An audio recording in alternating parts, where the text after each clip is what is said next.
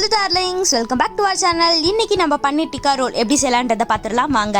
அதுக்கு நான் ஒரு பவுலில் ஒரு ஹாஃப் கப் அளவுக்கு கர்ட் எடுத்து வச்சிருக்கேன். இது வந்து கட்டியான தயிர், தண்ணி இல்லாத அளவுக்கு பார்த்துக்கோங்க.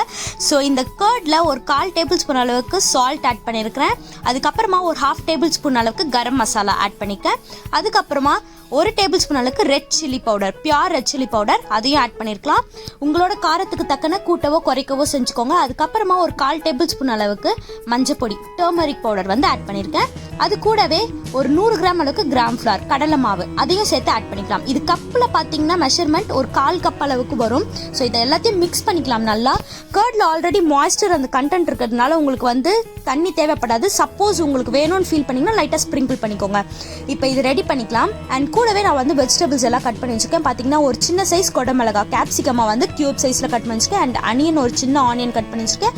அதுக்கப்புறம் ஒரு 100 கிராம் அளவுக்கு பன்னீர், எல்லா வெஜிடபிள்ஸையும் கியூபாக கட் பண்ணி வச்சுருக்கேன்.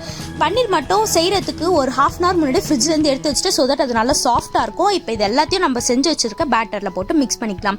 கொஞ்சம் கொஞ்சமாக போட்டு மிக்ஸ் பண்ணுங்கள். அப்போ தான் வந்து பன்னீர் வந்து உடையாமல் இருக்கும். இல்லைனா பன்னீர் சாஃப்டாக இருக்கிறதுனால உடையிறதுக்கு சான்சஸ் இருக்குது. ஸோ இதை வந்து ஒரு 30 minutes அளவுக்கு நல்லா ஊற விட்டுருங்க.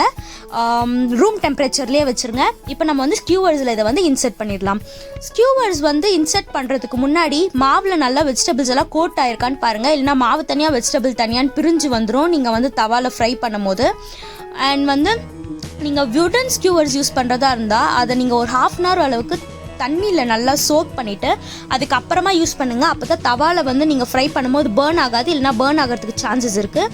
ஒரு வெஜிடபிள்ஸும் வச்சதுக்கப்புறமா நடுவில் இந்த மாதிரி கேப் இருக்க மாதிரி பார்த்துக்கோங்க. அப்போ தான் உள்ளே போய் நல்லா வேகும். இல்லைனா வேகாமல் இருக்கும், மாவு அப்படியே இருக்கும்.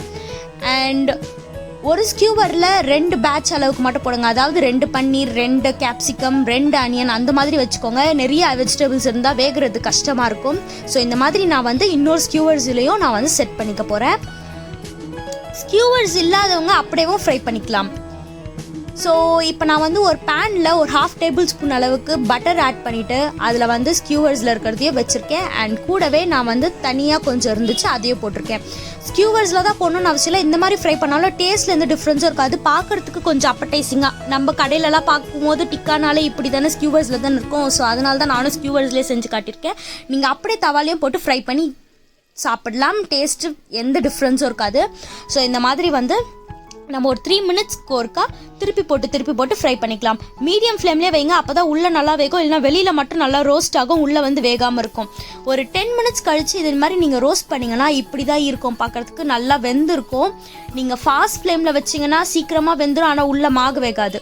ஸோ இந்த மாதிரி வேக வச்சுட்டு இதை நம்ம வந்து ஒரு பிளேட்டுக்கு ட்ரான்ஸ்ஃபர் பண்ணிடலாம். இதை நீங்கள் இப்படியே சாப்பிட்லாம். இல்லைனா அந்த பிளேட்டில் ஒரு சின்ன பவுலில் கொஞ்சம் சார்கோல் எடுத்துகிட்டு அதில் ஒரு ட்ராப் ஆயில் விட்டுட்டு அது ஒரு 2 minutes க்ளோஸ் பண்ணி வைங்க. நல்ல ஸ்மோக்கி எஃபெக்ட் கிடைக்கும். உங்களுக்கு ஸ்மோக் ஃப்ளேவர் பிடிக்கும்னா அந்த மாதிரி ட்ரை பண்ணி பாருங்கள். நான் இன்னைக்கு சப்பாத்தியில் இதை வச்சு ரோல் பண்ண போகிறேன். இது கீழவே கொஞ்சமாக நான் வந்து டொமேட்டோ கெச்சப் ஆட் பண்ணியிருக்கேன். அதை நல்லா ஸ்ப்ரெட் பண்ணிவிட்டு அதுக்கப்புறமா உள்ள அந்த ஸ்டஃபிங்கை வச்சுட்டு நான் ரோல் பண்ணி சாப்பிட போகிறேன்.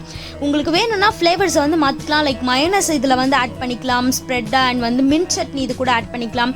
சீஸ் வேணும்னா கிரேட் பண்ணி போட்டுக்கலாம். ஸோ இந்த மாதிரி உங்களுக்கு பிடிச்ச மாதிரி ஃப்ளேவர்ஸில் செஞ்சுக்கோங்க.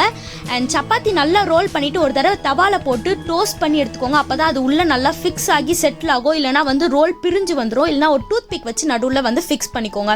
இதை நீங்கள் உங்கள் குழந்தைங்களுக்கு 2 கட் பண்ணி டிஃபன் பாக்ஸ்லேயும் போட்டு கொடுத்து அனுப்பலாம். குழந்தைங்க ரொம்பவே விரும்பி சாப்பிடுவாங்க. அண்ட் இன்னைக்கான டிப் ஆஃப் த டே என்னன்னு பார்த்தீங்கன்னா, சப்பாத்தி பண்ணும் போது சப்பாத்தி சாஃப்டாக வரணும்னு நினைக்கிறவங்க ஒரு உருளைக்கிழங்கு எடுத்து வேக வச்சு அதை ஸ்மாஷ் பண்ணி சப்பாத்தி மாவு கூடயே பிசைஞ்சு அதுக்கப்புறமா சப்பாத்தி சுடுங்க. சப்பாத்தி நல்லா சாஃப்டாக வரும். இந்த டிப்பை உங்கள் வீட்டில் ட்ரை பண்ணி பாருங்கள், கண்டிப்பாக உங்களுக்கு பிடிக்கும். அண்ட் இன்னைக்கான ரெசிபி அவ்வளோதான். இந்த ரெசிபியை உங்கள் வீட்டில் ட்ரை பண்ணி பார்த்துட்டு எப்படி இருக்குன்னு எனக்கு மறக்காமல் கமெண்ட் செக்ஷனில் சொல்லுங்கள். உங்களோட கமெண்ட்காக நான் வெயிட் பண்ணிகிட்டு இருக்கேன். கூடவே நம்ம சேனலை ஃபர்ஸ்ட் டைம் பார்க்குறீங்கன்னா மறக்காமல் சப்ஸ்கிரைப் பண்ணிடுங்க. பக்கத்தில் இருக்க பெல் ஐக்கானையும் தட்டி விட்டுருங்க. அப்போ தான் நாங்கள் இந்த வீடியோ போட்டாலும் உடனே உங்களுக்கு நோட்டிஃபிகேஷன் வரும். வீடியோவையும் சட்டுன்னு பார்த்துடலாம். ஸோ இன்றைக்கி நான் உங்களை விட்டு கிளம்புறேன். இன்னொரு இன்ட்ரெஸ்டிங்கான ரெசிபி இல்லைனா இன்ட்ரெஸ்டிங்கான கான்செப்டோட நான் உங்களை நெக்ஸ்ட் வீடியோவில் மீட் பண்ணுறேன். அது வரைக்கும் பாய்.